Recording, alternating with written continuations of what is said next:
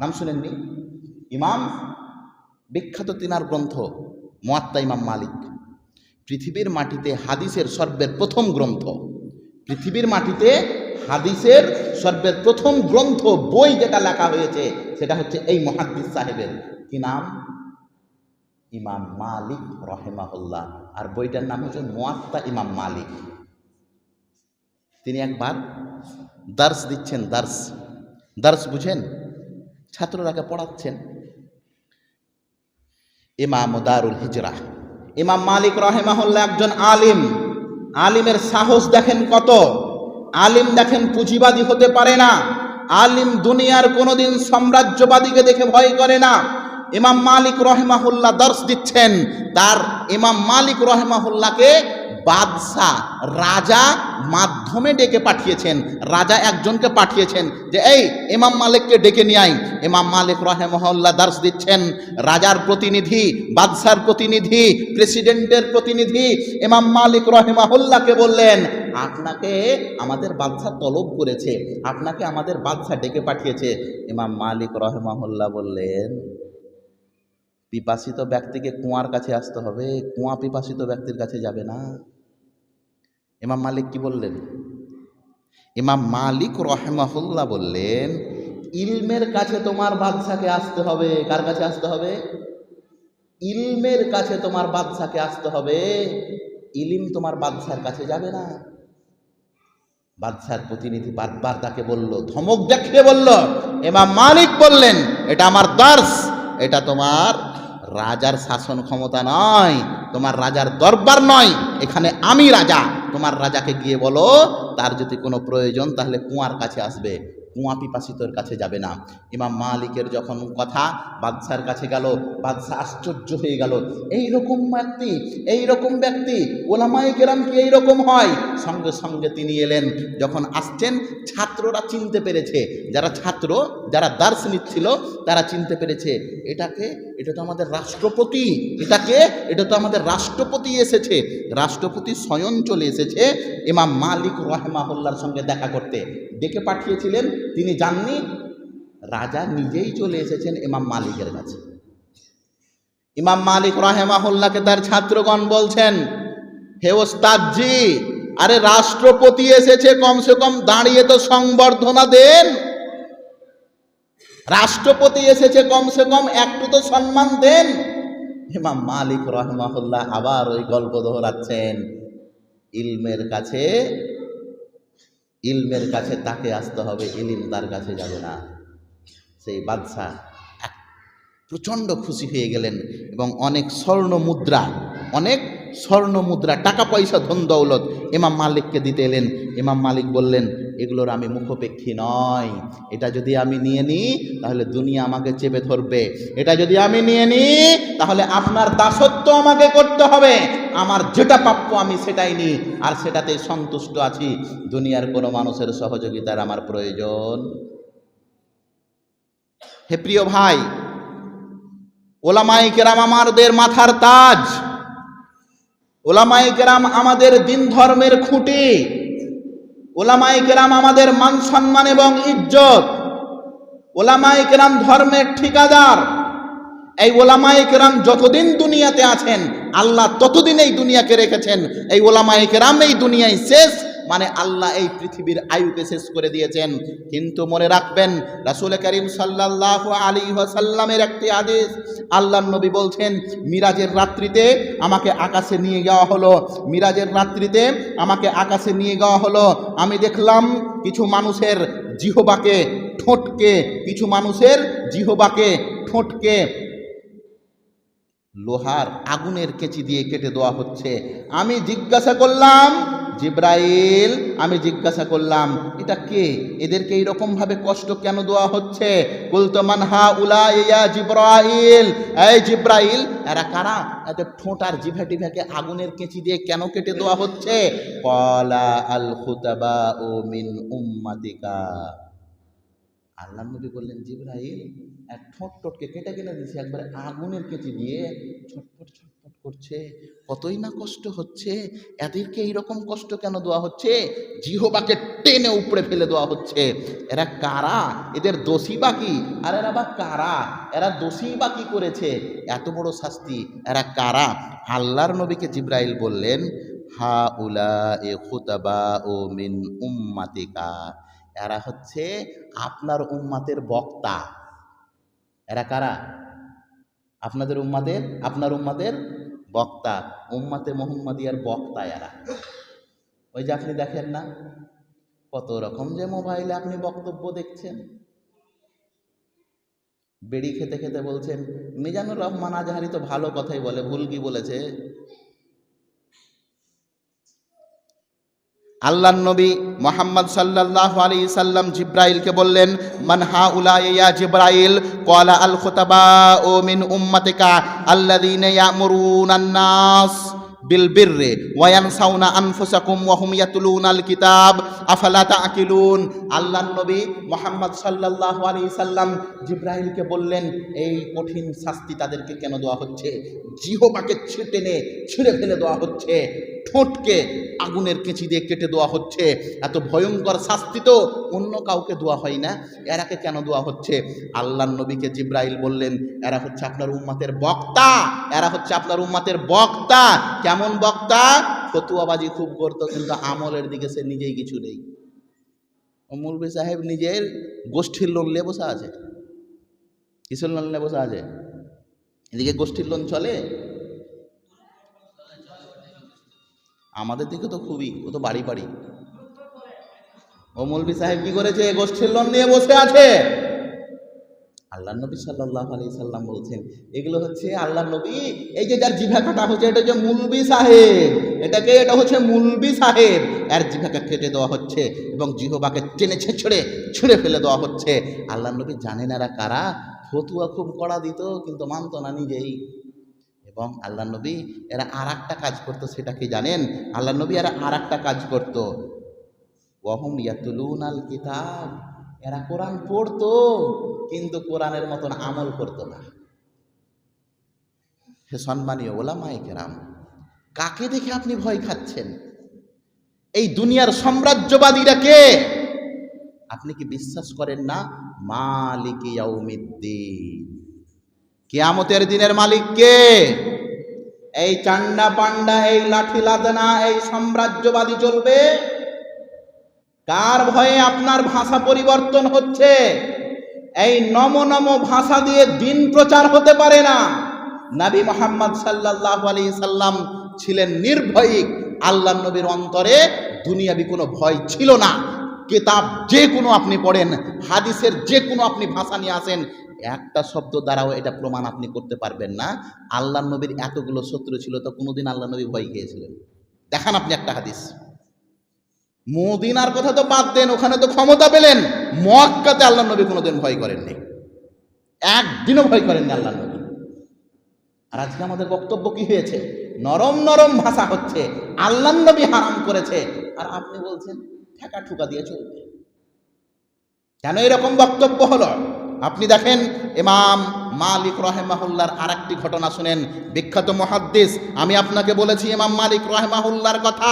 পৃথিবীর মাটিতে যদি কোনো ব্যক্তি হাদিসের গ্রন্থ সর্বের প্রথম কিনে লিখেছেন, তার নাম হচ্ছে ইমাম মালিক রাহিমাহুল্লাহ। কত বড় আলেম আপনি এইবার চিন্তা করেন। পৃথিবীর মাটিতে সর্বের প্রথম হাদিসের কোনো বই যদি লেখা হয়েছে তো ইমাম মালিক রাহিমাহুল্লাহর মুয়াত্তা ইমাম মালিক লেখা হয়েছে।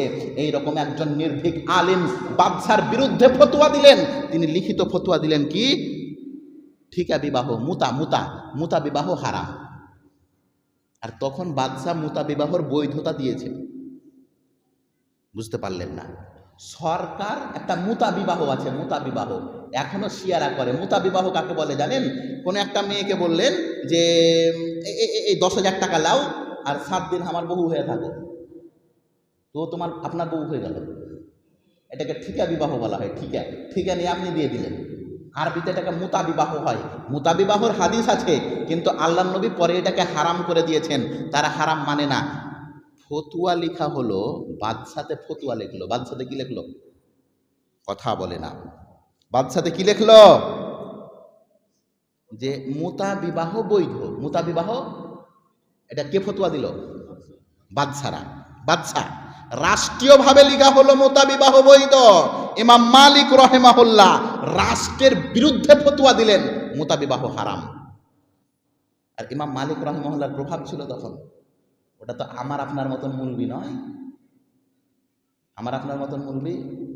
এখন তো পার্টির সভাগুলো হচ্ছিল, পার্টির সভা হতো না, ওটা তো ঠিক ছিল। এখন পার্টির জালসাও হচ্ছে। পার্টির জালসা হয় না? ধর্মটাকে কোন জায়গায় নিয়ে এলেন? আমি বলছি ওলামায়ে কেরাম, আল্লাহর রসুলের ওয়ারাসান সূত্রে ধর্ম পেয়েছেন আপনি ঠিক, কিন্তু ধর্মটা আপনার বাপের নয়। পার্টির কেন জালসা হবে আজকে? ইমাম মালিক রহেমাহুল্লাহ ফতোয়া লিখলেন, বাদশাহ বাবু তুমি যেটা লিখেছো ওটা ভুল ফতোয়া, মুতা বিবাহ হারাম করেছেন আল্লাহর নবী। বাদশাহ তো খেপে গেলেন, কে লিখেছে রে? ইমাম মালিক। অ্যারেস্ট করে নিয়ে আই। ইমাম মালিক রহেমাহুল্লাহকে তখন বলা হলো, ওই বাদশাহ ইমাম মালিক রহেমাহুল্লাহকে বলা হলো, এই তুমি ফতোয়া ঘুরিয়ে নাও। ইমাম মালিক রহেমাহুল্লাহ পিছিয়ে হটলেন না। এমনকি ইমাম মালিক রহেমাহুল্লাহকে এমন কষ্ট দিল, একটি পেট খারাপ উটনি, পেট খারাপ উটনি বুঝেন? পেট খারাপ উটনি বুঝেন না? এই পেট খারাপ ছাগল বুঝেন? পেট খারাপ ছাগল কি করে বলেন তো? পাতলা পায়খানা করে না? বাংলাতে কি বলে ওটাকে? আমরা বলি ছেড়াই, আপনারা কি বলেন? লুজ মোশন হয়ে যায় না? লুজ মোশন ছাগলেরও হয়। তো এই রকম একটি উটনির লুজ মোশন যে উটনির হয়েছে, ওই উটনির পিছনে বেঁধে দেওয়া হলো, পৃথিবীর মাটিতে সর্পের প্রথম হাদিসের গ্রন্থ লিখেছেন এই রকম একজন আলিম, এই রকম একজন মুহাদ্দিস। নির্ভীক কণ্ঠে তিনি বললেন, বাদশাহ বাবু যেই ফতোয়া আপনি লিখেছেন ওটা ভুল। মুতা বিবাহ কিয়ামত অবধি আল্লাহ রসুল হারাম করেছেন, হালালের কোনো সুযোগ নেই। ইমাম মালিক রহেমাহুল্লাহকে একটি পেট খারাপ উটনির পিছে বেঁধে দেওয়া হলো। পেট খারাপ উটনি, তার লুজ মোশন, তার নোংরা, তার আবর্জনা, পেট খারাপ উটনির টয়লেট মাটিতে পড়ে না, ইমাম মালিক রহেমাহুল্লাহর মুখে, হাতে, পেটে, বুকে পড়ে, পিছনে বেঁধে দিয়েছে। উটনি যেখানে যাই ইমাম মালিক রহেমাহুল্লাহকে টানতে টানতে নিয়ে যায়। ওই নোংরা, ওই আবর্জনা, ওই উটের টয়লেট ইমাম মালিক রহেমাহুল্লাহর মুখে চোখে পড়ে। বারবার ইমাম মালিককে বলা হয়, এই ইমাম মালিক তোমার ফতোয়া তুমি ফেরত নাও, বাদশার ফতোয়াটা মেনে নাও, মুতা বিবাহকে হালাল করো। ইমাম মালিক রহেমাহুল্লাহ দুনিয়া থেকে চলে গেলেন, কিন্তু বাতিলের সম্মুখীন মাথা নত করলেন না। তিনি বললেন আল্লাহর রসুল কিয়ামত অবধি মুতা বিবাহকে হারাম করেছেন। তিনি আলেম ছিলেন না? কেন আজকে গোলালু হলো আমাদের বক্তব্য? কেন আমাদের বক্তব্য গোলালু হলো? কোনোদিন তো স্টেজে বলতে পারলাম না, হুজুর এই যে স্টেজে আপনি আজকে কোরআনের তেলাওয়াত দিয়ে জালসা আরম্ভ করলেন, দুদিন পরে ওই জায়গায় অমুক জিনিস আরম্ভ হলো, আবার ড্যান্স নিয়ে কচি কচি বেটি ছেলেগুলোকে নাচিয়ে করলেন। কেন ফতোয়া এলো না? শোনেন, ওটা মদ। ওটা কি? মদ। ও ভিটামিনের বোতলে ভরে দিলে ওটা ভিটামিন হয়ে যাবে না। ওটা কি? মদ। ভিটামিনের বোতলে কি ভরলে কি হবে? ভিটামিন হয়ে গেল? ওটা না, ওটা মদ। আল্লাহর নবী মুহাম্মদুর রাসূলুল্লাহ সাল্লাল্লাহু আলাইহি সাল্লাম এই উলামায়ে কেরামদেরকে সম্মানিত করেছেন। উলামায়ে কেরাম সম্মানীয় পাত্র। হে উলামায়ে কেরাম নিজের ঐতিহ্যকে টিকিয়ে রাখেন। কি হবে দুনিয়ার তারতম্য দেখে? আল্লাহর নবী মুহাম্মদুর রাসূলুল্লাহ সাল্লাল্লাহু আলাইহি সাল্লাম এই দুনিয়ার সুখ, এই দুনিয়ার শান্তি, এই দুনিয়ার সমস্ত ভোগবিলাস আমাদের জন্য নয়, আমাদের তো ভোগবিলাস মৃত্যুর পরে। আল্লাহর নবী মুহাম্মদুর রাসূলুল্লাহ সাল্লাল্লাহু আলাইহি সাল্লাম একটি পাটিতে একদিন শুয়ে আছেন, খালি গায়ে, খালি গতরে পাটিতে শুয়ে আছেন। আল্লাহর নবী কিসে শুয়ে আছেন? পাটি বুঝেন? পাটি খেজুরের পাতার তৈরি হয় না? তো এখন তো অনেক মোলায়ম পাটি আসতে লাগছে, কিন্তু আল্লাহর নবীর যুগে এত মোলায়ম পাটি ছিল না। আল্লাহর নবী একদিন শুয়ে আছেন কিসে? কথা বলে না। আল্লাহর নবী শুয়ে আছেন একদিন কিসে? পাটিতে। পাটিতে শুয়ে আছেন। আমি উদাহরণটা দিচ্ছি, দুনিয়ার প্রতি লাগাও আমাদের কতটা হবে। আল্লাহ নবী একদিন একটা পার্টিতে শুয়ে আছেন, পার্টিতে দেখছেন দূর থেকে উমার চলে আসছে। দূর থেকে কে আসছে? উমার। আল্লাহ নবী একটি পার্টিতে শুয়ে আছেন, দেখছেন দূর থেকে উমার চলে আসছে। তো আল্লাহ নবী উমারকে খুব সম্মান করতেন।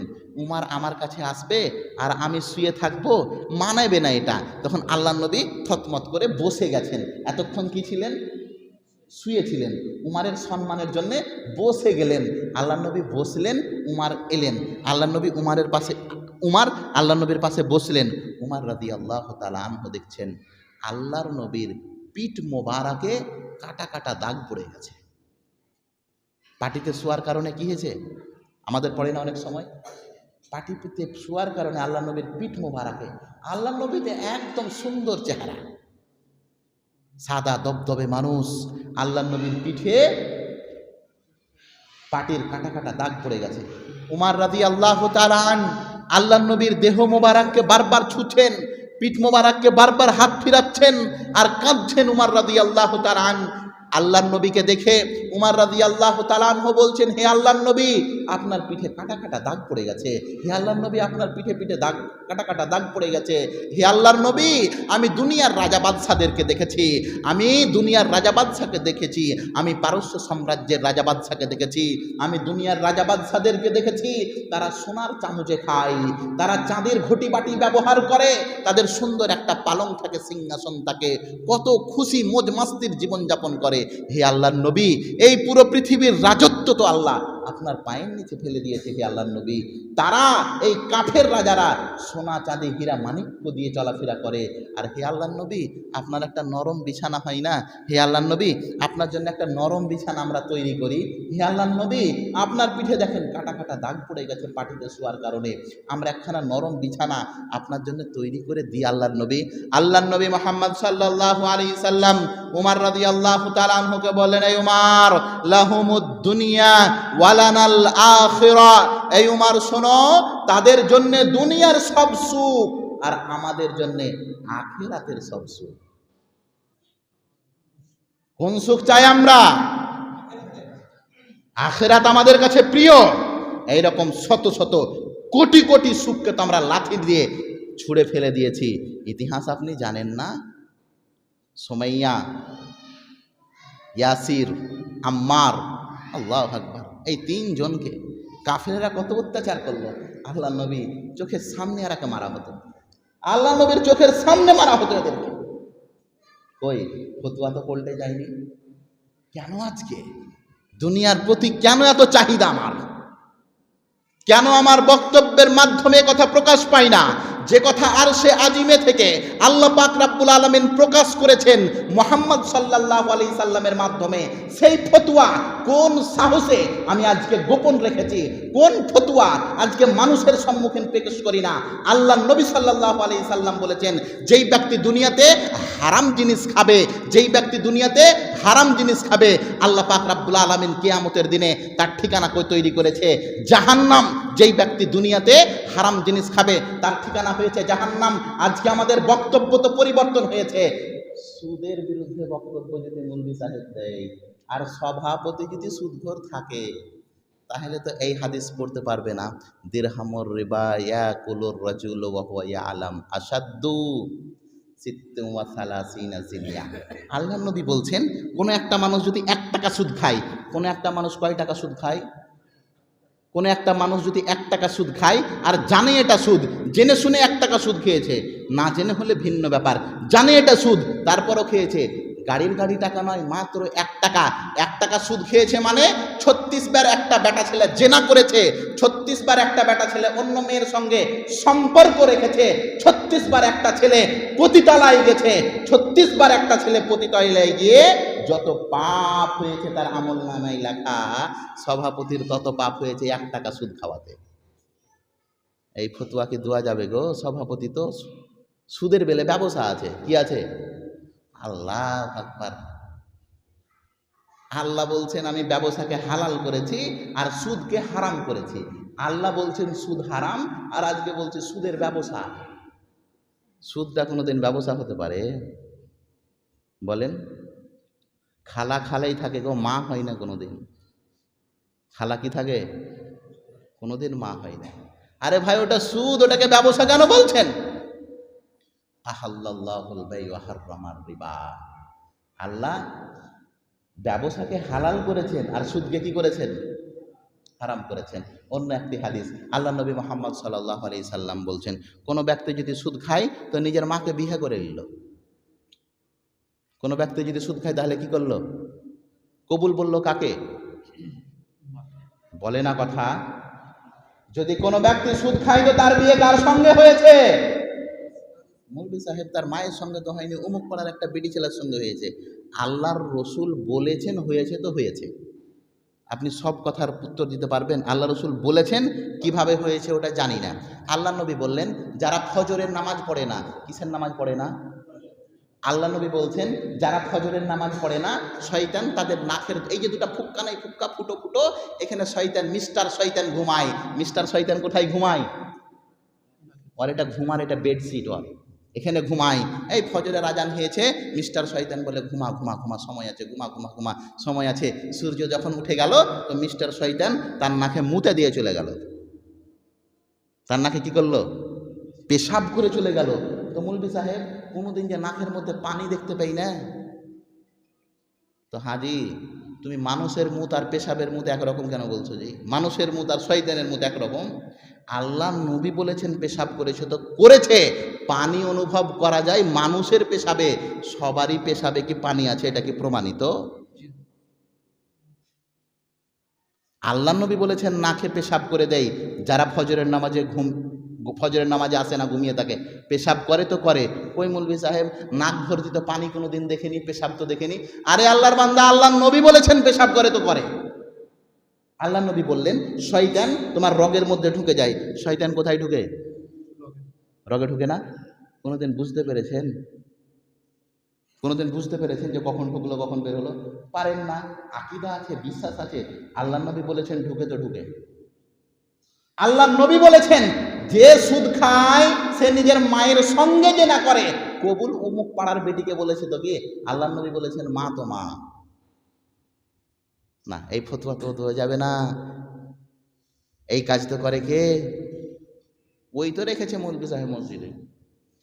আজকে কোথায়? হে ওলামায়ে কেরাম, মাদ্রাসাগুলোকে বাঁচান। আপনারা দিনের কান্ডারি। হে ওলামায়ে কেরাম, আজকে প্রতিষ্ঠানগুলোকে বাঁচান। আপনাদের হাতে আল্লাহ পাক রাব্বুল আলামিন ক্ষমতা দিয়েছেন, আপনারাই হচ্ছেন আমাদের সব কিছু। আল্লাহ পাক রাব্বুল আলামিনের নবী মুহাম্মদ সাল্লাল্লাহু আলাইহি সাল্লাম আপনাদের জন্যই বলেছেন খায়রুকুম মান তাআল্লামাল কুরআন ওয়া আল্লামা। তোমাদের মধ্যে শ্রেষ্ঠতম ব্যক্তি হচ্ছে তারা যারা নিজে কোরআন পড়ে এবং অপরকে কোরআন শিক্ষা দেয়। কারা নিজে কোরআন পড়ে আর অপরকে শিক্ষা দেয়? মেম্বার প্রধান, মাস্টার, ডাক্তার, ইঞ্জিনিয়ার, প্রফেসর। এই কথার দ্বারা যদি ফজিলত কাউরি প্রমাণিত হয় তো সেটা হচ্ছে ওলামায়ে কেরামদের। এই কথা দ্বারা, আল্লাহ নবীর এই হাদিস দ্বারা যদি কাউরি ফজিলত প্রমাণ করা হয় তাহলে তারা হচ্ছে ওলামায়ে কেরাম। এই জমিনের মাটিতে শ্রেষ্ঠতম ব্যক্তিত্বের মধ্যে তোমাদের বলা হয়েছে, আর তোমরা হবে আজকে হারামখোর, তোমরা হবে আজকে বাতিলের সম্মুখীন মাথা নত না। কোনোদিনই এটা হতে পারে না। আমার বক্তা সাহেব, আমাদের শ্রদ্ধাভাজন দিনী ভাই চলে এসেছেন। আমি আমার আলোচনার আর একটা ঘটনা বলেই শেষ করে দেব। শোনেন, ইমাম মালিকের ঘটনা শুনলাম না? আর একজন মুহাদ্দিসের আলিমের সঙ্গে, ইমাম আহমদ বিন হাম্বাল রহেমাহুল্লাহ। ইমাম আহমদ বিন হাম্বাল রহেমাহুল্লাহ। ইমাম আহমদ বিন হাম্বাল রহেমাহুল্লাহ কত বড় আলেম জানেন? 10 লাখ হাদিস মুখস্থ করেছিলেন তিনি। কত লাখ? কত বড় আলেম বলেন এইবার? ইমাম আহমদ বিন হাম্বাল 10 লাখ হাদিস নিজের আয়ত্তে নিয়ে এসেছিলেন। তিনি ফতোয়া দিলেন কোরআন মাখলুক নয়, কোরআন গায়ের মাখলুক, আল্লাহর সিফাত। এটা ভালো করে বুঝেন। কোরআন মাখলুক মানে বুঝেন? কোরআন আল্লাহর সৃষ্টি নয়। কোরআন আল্লাহর সৃষ্টি নয়। যখন এই ফতোয়া দিলেন, তিনার যুগে যিনি বাদশা ছিলেন মুতাসিম বিল্লাহ, তেনাকে অ্যারেস্ট করে নেওয়া হলো। কাকে? ইমাম আহমদ বিন হাম্বাল রহেমাহুল্লাহকে। একজন আলেম কত নির্ভীক হবে দেখেন, দাওয়াতি ফিল্ডে, দাওয়াতি ময়দানে কোনো বাধা তার দাওয়াতি কাজকর্মকে কোনোদিন বাধাগ্রস্ত করতে পারবে না। এর প্রমাণ আমাদের সালাফদের কাছ থেকে আপনারা শিখুন। ইমাম আহমদ বিন হাম্বাল এত বড় আলেম, 10 লাখ হাদিসকে নিজের আয়ত্তে করেছিলেন। মুতাসিম বিল্লাহ কিছু আলেমকে নিয়ে ফতোয়া জারি করলেন, কোরআন হচ্ছে আল্লাহর সৃষ্টি। একাই একদিকে একজন বান্দা, তার নাম কি? তিনি হচ্ছেন ইমাম আহমদ বিন হাম্বাল। তিনি বললেন কোরআন মাখলুক নয়, কোরআন আল্লাহর সৃষ্টি নয়। তো ফতোয়া কার বিরুদ্ধে চলে গেল? রাষ্ট্রপ্রধানের বিরুদ্ধে চলে গেল না ফতোয়া? ইমাম আহমদ বিন হাম্বালকে অ্যারেস্ট করে নেওয়া হলো। ইমাম আহমদ বিন হাম্বালকে 28 মাস জেলে রাখা হলো। কতদিন? মাত্র একটা ফতোয়া, কোরআন মাখলুক, কোরআন গैर মাখলুক, কোরআন সৃষ্টি, কোরআন সৃষ্টি নয়। ইমাম আহমদ বিন হাম্বাল বললেন কোরআন আল্লাহর সৃষ্টি নয়, কোরআন আল্লাহর সিফাত, কোরআন আল্লাহর মাখলুক নয়। ইমাম আহমদ বিন হাম্বালকে কারাগারে বন্দি করে দেওয়া হলো। 28 মাস তাকে রাখা হলো। সকালে 100 বেত্রাঘাত করা হতো, সন্ধ্যায় 100 বেত্রাঘাত করা হতো। আর বেত্রাঘাত মানে মারা হতো লাঠি দিয়ে, এমনভাবে বেত্রাঘাত করা হতো তিনি জমিনের মাটিতে ছটপট ছটপট করতেন। এমনকি তার ছাত্রগণ বলছেন আমাদের উস্তাদ ছটপট করার কারণে পাজামার যেটা ফিতা থাকতো, পাজামার ফিতা হয় না, এই পাজামার ফিতা অনেক সময় ছিঁড়ে যেত। এমনভাবে এই একজন দ্বীনী আলিম মুহাদ্দিসকে তারা কষ্ট দিত। তারপরেও ফতোয়া পরিবর্তন হয়নি। তখনকার যুগের একজন দরবেশি আলেম ছিল। দরবেশি আলেম আজকে নাই, দেখতে পান না? খুব বড় পায়জামা, খুব বড় পাঞ্জাবি, ও সব স্টেজে আছে। ওই নেই? 2 ফুলের স্টেজও আছে, 3 ফুলেরও স্টেজে আছে আজকে, নেই? যেদিকে নেবেন আপনি। আল্লাহ পাক রব্বুল আলামিন আলেমদেরকে নির্ভীক হওয়ার আদেশ দিয়েছে। নির্ভীক হতে হবে, বাতিলদের সম্মুখীন কোনো রকম বাধাগ্রস্ত হতে হবে না। ইমাম আহমদ বিন হাম্বালকে 28 মাস জেলে রাখা হলো। সকালে 100 বেত্রাঘাত মারা হতো, সন্ধ্যায় 100 বেত্রাঘাত। করুণ পরিস্থিতি, ছটপট করতেন। কোমরের পায়জামার যেটা ফিতা ওটা অনেক সময় ছিঁড়ে যেত। বিশর আল মুরাইশি নামে একজন দরবেশি আলেম ছিল। দরবেশি আলেম মানে ওই যে ফতোয়া দিয়েছিলেন যে কোরআন হচ্ছে আল্লাহর সৃষ্টি, ওই দরবেশি আলেম, রাজার একটা আলেম ছিল বিশর আল মুরাইসি। তখন ওই বিশর আল মুরাইসি তখন একে বলছেন, ইমাম আহমদ বিন হাম্বালকে বলছেন যে ভাই তুমি এত কঠোর হইও না, একটু ফতোয়াটা হালকা করো। কি হবে তুমি বলে দাও যে কোরআন আল্লাহর সৃষ্টি, তুমি বলে দাও কোরআন আল্লাহর মাখলুক। তুমি যদি বলে দাও তো আমি কি করব, রাজার কাছে গিয়ে তোমার ব্যাপারে সুপারিশ করব যেন তোমাকে ছেড়ে দেওয়া হয়। এটা কে বলছে? বিশর আল মুরাইসি বলছে যে মুতাসিম বিল্লাহকে বলবো তোমার যেন শাস্তি কম করে দেওয়া হয়, তোমাকে যেন ছেড়ে দেওয়া হয়। ইমাম আহমদ বিন হাম্বাল বিশর আল মুরাইসিকে বলছেন, এই মুরাইসি শোন, তুই আমার সুপারিশ করবি গিয়ে ওই রাজার কাছে? তুই বিশ্বাস কর যে কোরআন মাজিদ আল্লাহর মাখলুক নয়, আমি তোর সুপারিশ করব আল্লাহর কাছে গিয়ে। একজন দরবেশি আলেম বলছেন ইমাম আহমদ বিন হাম্বালকে যে ভাই বাদশা যেটা বলছো ওটা মেনে নাও, আমি তোমার সুপারিশটা করে দেবো। কার কাছে? বাদশার কাছে। তো ইমাম আহমদ বিন হাম্বাল কি ধরনের ঈমান ছিল এই সমস্ত ওলামায়ে কেরাম, মুহাদ্দিসিনে কেরাম, আমাদের সালাফগণদের। তিনি বলছেন ওই দরবেশি আলেমকে যে এই দরবেশি আলেম তুই তো আমার সুপারিশ বাদ দে, তুই খালি কি কর, কোরআন মাজিদকে আল্লাহর মাখলুক মনে করিস না, তোর সুপারিশ আমি আল্লাহর কাছে গিয়ে দেব। আজকে এরকম হয়? শেষ মুহূর্তে শেখ ইমাম আহমদ বিন হাম্বাল রহেমাহুল্লাহকে তারা সেই রকমভাবেই মেরে দিয়েছিল। হে প্রিয় ভাই, আজকে আমাদের মধ্যে ওলামায়ে কেরামদের ভূমিকা বড়ই জটিল। আজকে সমাজের মধ্যে সর্দার মডলদের ভূমিকা নাই বললে নেই। ও তো মনে করছে সর্দার হয়েছে শুধু দেগ, হাঁড়ি, বালতি, চামচ এটি গণার জন্য। ওই একটা একটা করে বিয়ে হবে, এখন লুঙ্গি পাবে। আর ফেতরার টাকা, ও আল্লাহ, কত যে টাকা এদিক ওদিক হচ্ছে ফেতরার, ওটা তো বাদই দেন। সর্দার সাহেব, কেউ যদি খাদ্যদ্রব্য দিয়ে ফেতরা দিয়েছে তো সর্দারকে জমাত থেকে বের করতে পারে, এতটা ক্ষমতা আছে। কিন্তু বিয়েতে বক্স বেজেছে, দুটা কথা বলতে পারে না।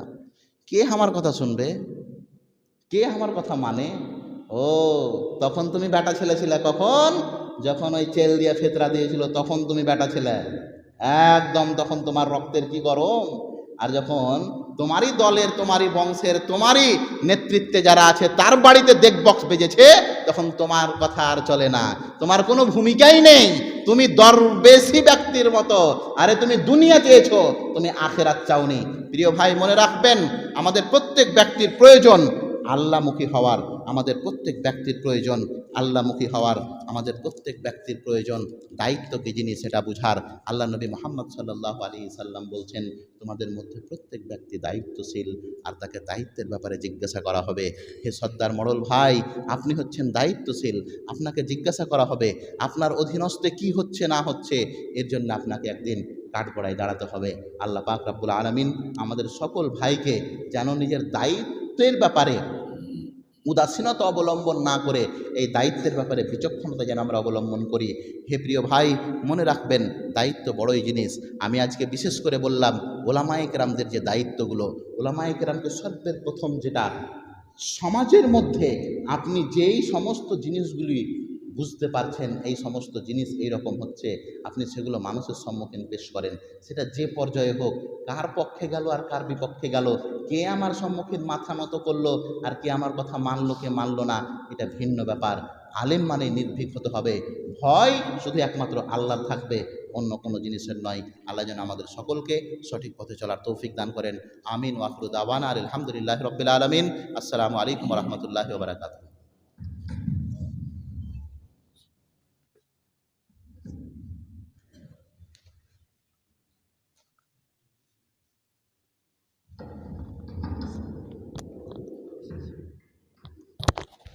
আসসালামু আলাইকুম রহমতুল্লাহি ওয়া বারাকাতুহু। আলহামদুলিল্লাহ, আমরা এ পর্যন্ত অত্যন্ত গুরুত্বপূর্ণ হাদিস ও কোরআনের দৃষ্টিতে আলোচনা শুনছিলাম। এইবারে আমাদের সামনে ফজিলাতুল শেখ আনোয়ারুল হক ফাইজি সাহেব আমাদের সামনে আসছেন এবং ওনার কাছ থেকে আমরা মূল্যবান বক্তব্য শুনব এবং আমরা যেন সে কথাগুলো বাস্তব জীবনে যেন আমল করতে পারি। আল্লাহ তাবারক ওয়া তাআলা যেন তৌফিক দিন। আমিন।